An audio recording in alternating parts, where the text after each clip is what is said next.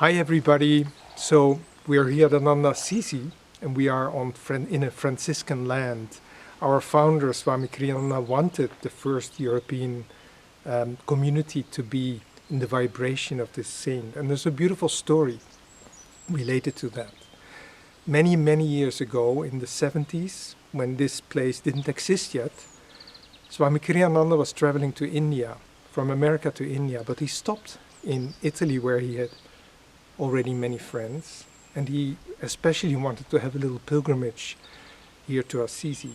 And he relates the story. He was praying in the little chapel down in Santa Maria degli Angeli, called the Porziuncola, a little tiny little chapel, and he felt such an overwhelming sweetness. And then he asked the question, how is it possible to feel so much sweetness? And the answer came actually to his superconscious mind, to his receptive heart. He felt it is because it comes when you never ever judge anyone, and when your heart stays devoted to God.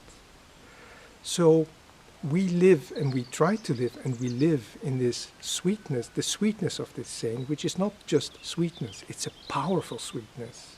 Because let's think of the story of the leper.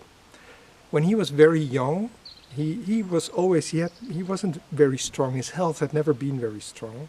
And when he was slowly noticing that God wanted something of him, that God wanted actually everything of him, wanted him to dedicate his full life to him, this went like every growth process step by step.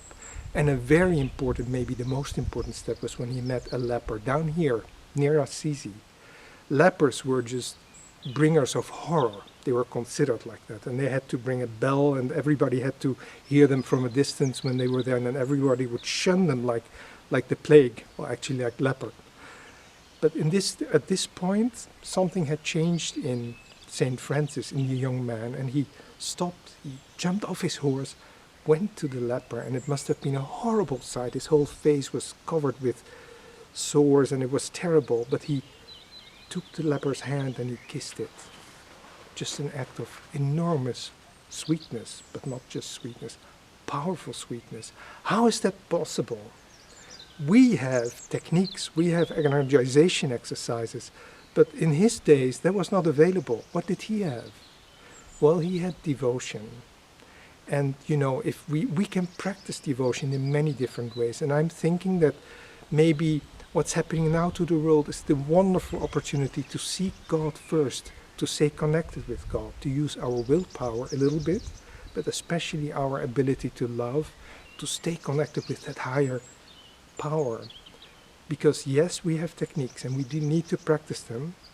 It is good for our willpower, we need to practice them.